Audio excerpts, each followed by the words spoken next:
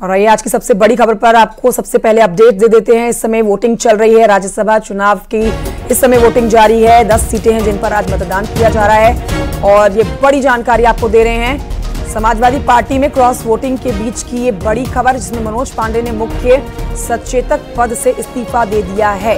ये बड़ी जानकारी, समाजवादी पार्टी के मुख्य सचेतक पद से इस्तीफा दिया गया है। राज्यसभा में वोटिंग से पहले ही समाजवादी पार्टी को आप कह सकते हैं कि एक बड़ा झटका मिल गया है और एक और बड़ा झटका, लगातार झटकों पे झटके समाजवादी पार्टी को मिल रहे हैं। पार्टी के विधानमंडल दल के मुख्य सचेतक मनोज पांडे ने पद से इस्तीफा दे दिया है। मनोज पांडे भी पिछले 2 दिनों से अपनी पार्टी के संपर्क में नहीं थे। मनोज पांडे रायबरेली के ऊंचाहार से समाजवादी पार्टी के विधायक हैं और मनोज पांडे कल जो बैनर प्रक्रिया रखी गई थी वोटों के ऊपर रणनीति बनाने के लिए, उसमें भी मौजूद नहीं थे। अलाउद्दीन हमारे सहयोगी और जानकारी देंगे इस खबर पर। अलाउद्दीन, समाजवादी पार्टी को यहां पर झटकों में झटके लग रहे हैं, अब एक और बड़ी जानकारी मिल रही है, इस पर आप विस्तार से खबर बताइए। मनोज पांडे ने मुख्य सचेतक पद से इस्तीफा दे दिया है। और जी हाँ, बिल्कुल, मुख्य सचेतक का पद बहुत ही महत्वपूर्ण पद होता है। यानी कि जब आप सदन की पूरी परिकल्पना करेंगे आखिर सदन कैसे चलता है। सदन में एक नेता सदन होता है जो कि मुख्यमंत्री खुद होते हैं, यानी मौजूदा समय में मुख्यमंत्री योगी आदित्यनाथ नेता सदन है। नेता अपोजिशन एक व्यक्ति होता है जो कि अखिलेश यादव समाजवादी पार्टी से। अखिलेश यादव ठीक अपने नीचे मुख्य सचेतक एक रखे हैं और वो पद होता है संवैधानिक पद। उसका काम होता है कि नेता अपोजिशन की अनुपस्थित में तमाम संवैधानिक उनके कार्यों को देखना, उनके दायित्वों को देखना, व्हिप को जारी करना, विधायकों को दिशा निर्देश देना, तमाम मीटिंगों में जाना ऑन द बिहाफ ऑफ नेता अपोजिशन। तो आप ये मान सकते हैं नेक्स्ट टू नेता अपोजिशन के पद मुख्य सचेतक का पद होता है। ऐसे में समाजवादी पार्टी को एक बड़ा धक्का ही नहीं बल्कि आप इसको तकनीकी तौर से देख सकते हैं कि इतने महत्वपूर्ण पद पर बैठा हुआ व्यक्ति अब भारतीय जनता पार्टी यानी एनडीए के खेमे में जाता हुआ दिख रहा है। फिलहाल इस्तीफे के बाद खबरें ये है कि रायबरेली चुनाव भी लड़ सकते हैं। फिलहाल मेरे पीछे ठीक पीछे देखें, मैं विस्तार से चीजें बताता भी रहूंगा कि लगातार विधायक जा रहे हैं वोट कास्ट करने के लिए। मेरे पीछे करीब 110 विधायक अब तक वोट कास्ट कर चुके हैं।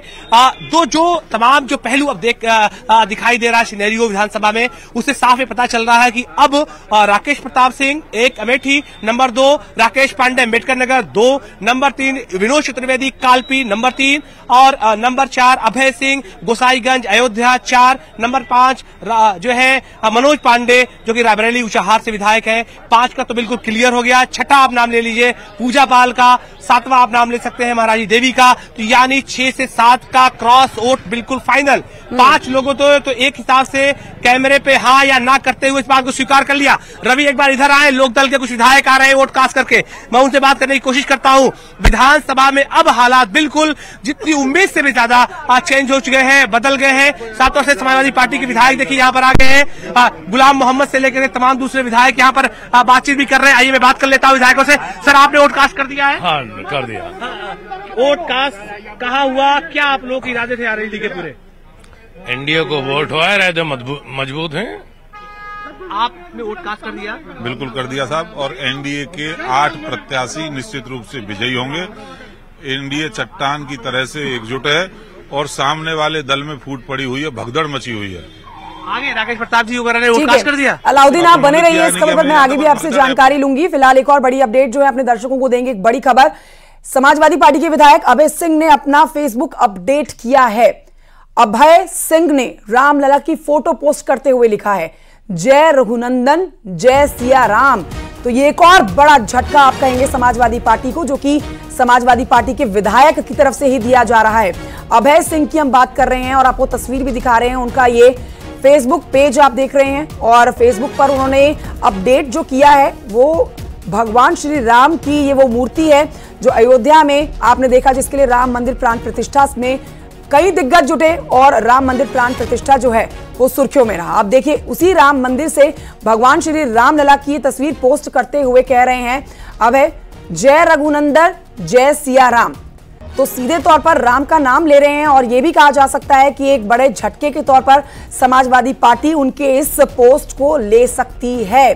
तो एक के बाद एक खिलाफ खबरें समाजवादी पार्टी के लिए आ रही है और आज जिस तरह की जानकारी मिल रही है उसके मुताबिक बीजेपी ने जो 8वां प्रत्याशी संजय सेठ के तौर पर जमीन पर उतारा है, अब उस प्रत्याशी पर बीजेपी अपनी जीत भी निश्चित करती हुई नजर आ रही है। आपने सुना था अखिलेश यादव वोट कास्ट करने से पहले कैमरे पर आए और उन्होंने कहा कि बीजेपी उनके विधायकों को लगातार तोड़ने की कोशिश कर रही है और ऐसा करने से उनको ही नुकसान होगा।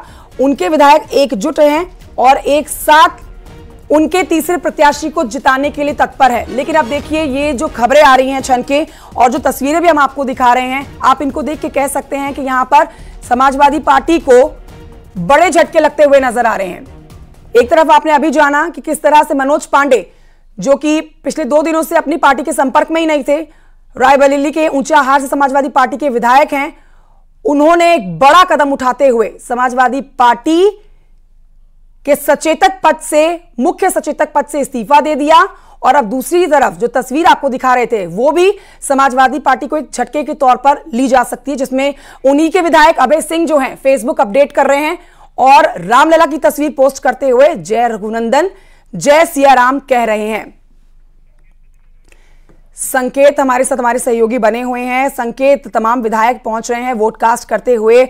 बीजेपी का तो दावा यही है कि संजय सेठ जो हैं, जो यहां समाजवादी पार्टी उनको हटाते हुए अपने प्रत्याशी की जो जीत का दावा कर रही है, वो जीत का दावा जो है वो फेल होता हुआ नजर आएगा और आज ही तस्वीर साफ भी हो जाएगी।